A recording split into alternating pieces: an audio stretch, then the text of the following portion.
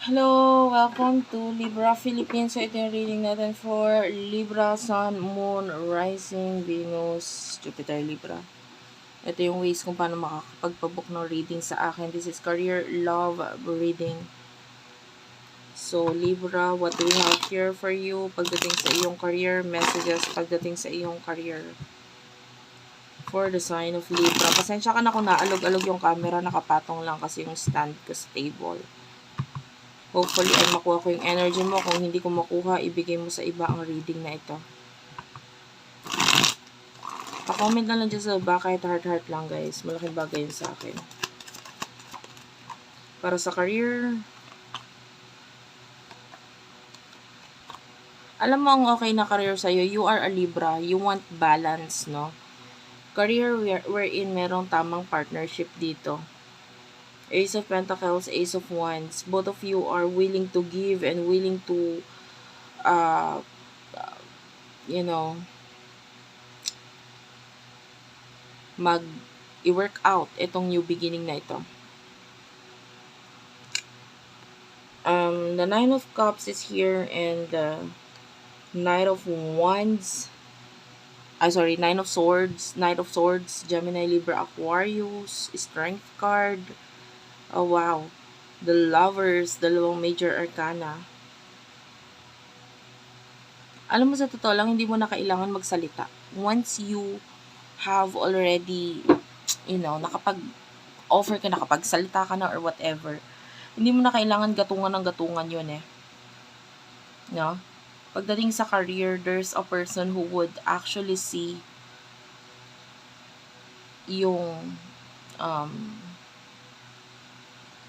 things na kaya mong i-offer, things na kaya mong ibigay.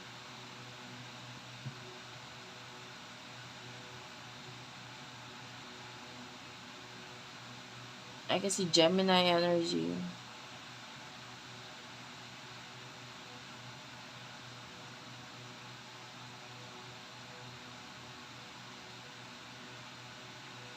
I'm seeing a person who is currently stuck. No? And I feel like itong person na to is gusto niyang umalis dun sa pagka-stuck niya in order for you two na magkaroon ng partnership or maybe even relationship para sa iba. Sobrang nasasaktan na itong person na to. Yung iba, this is career reading, pero nahahaluan ng love. So, pwedeng may love involved sa connection na to, not just career, parang money and love, parang love with career na siya na parang pwedeng yung pag-uusap nyo kasi it's not just about relationship, etc. Pwedeng may partnership. So, pwedeng may other person or other situation na involved dito. Pwedeng career, pwedeng siya ay may kasalukuyan, may career pa, so hindi niya kaya makipag-commit sa'yo. Or if there's love involved, pwedeng third party or the third person is not allowing itong person na ito na maging fully open pagdating sa'yo. So, may boundaries or whatever. But, I can see na the best person for you is the one na kaya kang partneran pagdating sa money and yeah, it's better to have a partnership with it, na dito sa taong to kasi pero yung dapat yung pareho kayong may ginagawa, pareho kang may effort sa connection, not just you na ang nagagawa or gumagalaw dito sa connection na ito. Hindi ganun yun, hindi yun tama, hindi yun mag-work out para sa'yo pag ikaw lang ng ikaw. That's not a partnership. Pwedeng ang ending nun, ginagamit ka lang. Nagagamit ka naman. Nagpapagamit ka naman. Parang ganon. Pagdating sa love, what is the messages for Libra, please? Messages for Libra. Pagdating sa love. Spirit guides, angel guides for the sign of Libra. For the sign of Libra, please.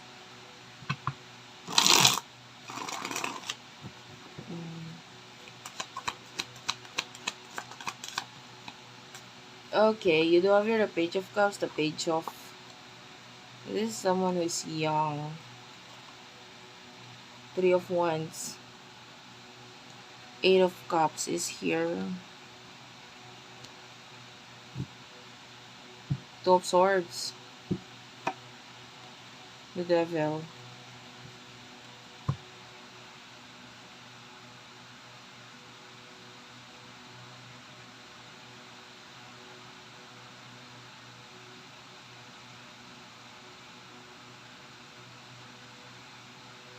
Someone is missing you.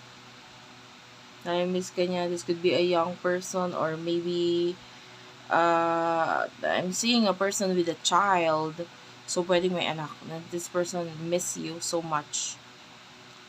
Na-miss ka niya. Naalala ka niya. Naalala niya yung, or if you are the one na may anak, naalala ka niya at yung anak mo, mga anak mo. Parang gano'n. Two of Swords is here.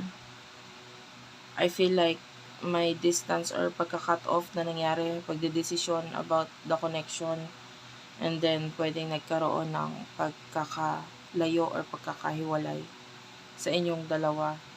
But I feel like this person,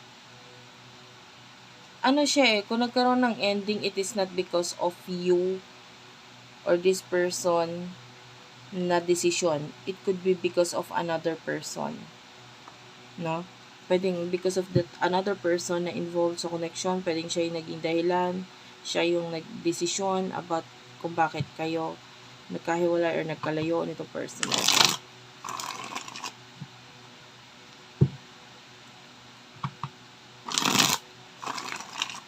Spirit guides, angel guides, please tell me.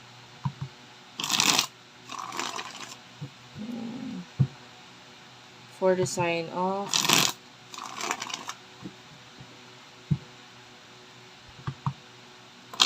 Libra. Messages for the sign of Libra. Pagdating sa love.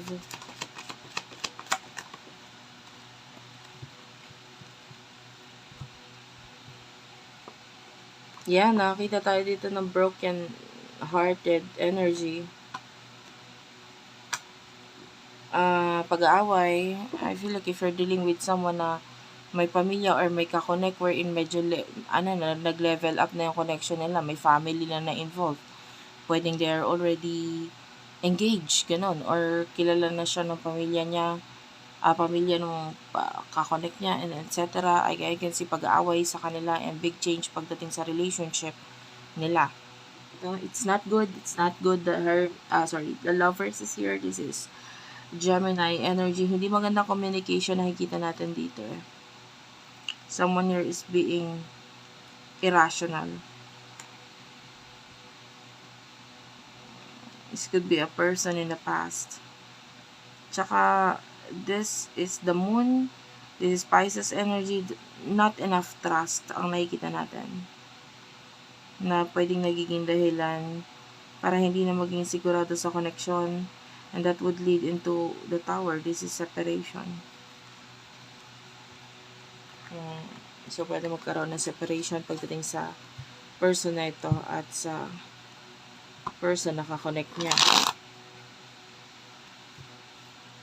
So, what is, kunin natin yung future for you, Libra. In the near future, what is waiting for Libra, Sun, Moon, Rising, Venus, Jupiter, Libra.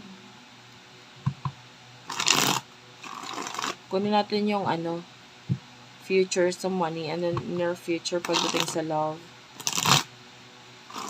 Spirit guys, angel guys for Libra, Sun, Moon, Rising, Venus, Jupiter, Libra. Pagdating sa money. Nakakaamoy nga pala ako ng Shanghai.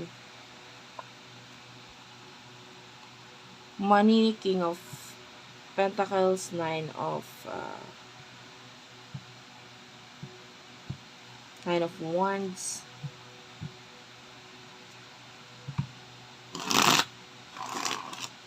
Paparating pagdating sa money, career, Eight of Cups. I can see confusion pagdating sa part mo. Lalo na if there's a career na parang hindi ka na sigurado about this thing. You feel stuck. You feel na hindi mo magawa yung mga gusto mong gawin, dapat mong gawin about this thing. Hindi nagagawa yung goal, etc. So, there's a decision here na kailangan gawin in the near future. I feel like a child or a person who is younger than you, pwedeng matulungan kanya regarding dito. Ano yung decision, etc.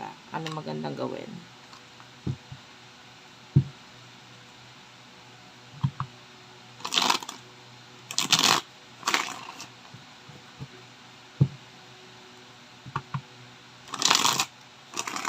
Ano ang naghihintay pagdating sa love for the sign of Libra? Sun, Moon, Rising. The near future for Libra, Sun, Moon, Rising, Venus, Jupiter, Libra. In the near future pagdating sa love. Ten of Swords, Death card. The Magician and the Seven of Swords. The Wheel of Fortune. Guys, I'm really sorry. Hindi sa lahat to, guys. Hindi sa lahat. Give me message or sign kung para kanino tong reading na to, kasi ayokong yung iba mag-overthink ano. Four of Wands. Tell me about this. Okay. Ten of Wands. At the bottom of the deck, Ten of Swords. Well, honestly, I can see an ending pagdating sa love for you, Libra. Pag-aaway. Ito pag-aaway na to, hindi magdudulot ng maganda. Pwedeng magkaroon ng malaking pagbabago. And I can see pag-iwas, paglayo, cut off. The Magician is here. This is Virgo energy. Hindi na magkaintindihan eh. You know, yung hindi pagkakaintindihan na yon would lead into separation and ending. Ang hirap eh. Ten of Wands is here. This is someone who don't want to let go, but needed to let go. Kailangan ng mag-let go. Dapat nang mag-let go. And I can see bigla ang ending, by the way. So, kung para kanino to itong reading na to, the this is in reverse. Actually, hindi ako nagbabasa masyado ng reversal, but I can see this as a reversal. Why? Kasi mararamdaman ko pag reversal talaga ang card. And this is what I mean by that. Ten of Pentacles. Naramdaman ko yung energy na reversal. This is Ten of Pentacles in reverse. So, nakita tayo ng person na who is not yet stable. Not that stable, you know. If you are that person, hindi ka masyadong stable sa ngayon, there's a possibility of an ending pagdating sa relasyon with you or connection, communication, whatever this is. This is because there's not enough trust. Hindi hindi enough yung pagtitiwala pagdating sa relasyon, sa connection. The Fool is here. So I can see that you are the one who is taking the risk for now, kasi financially, pwede nagkakaroon ka ng problema. So, gusto mo mag-take ng risk. No?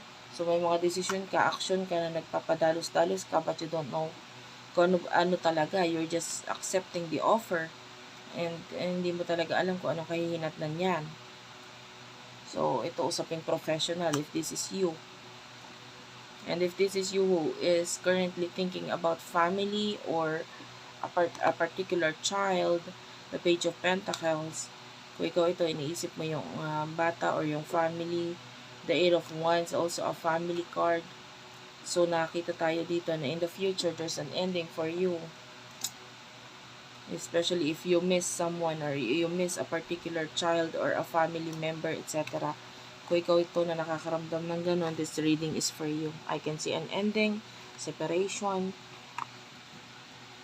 Actually, sometimes, kailangan naman talagang gawin yan. You cannot, parang, nothing is permanent nga sa mundo eh.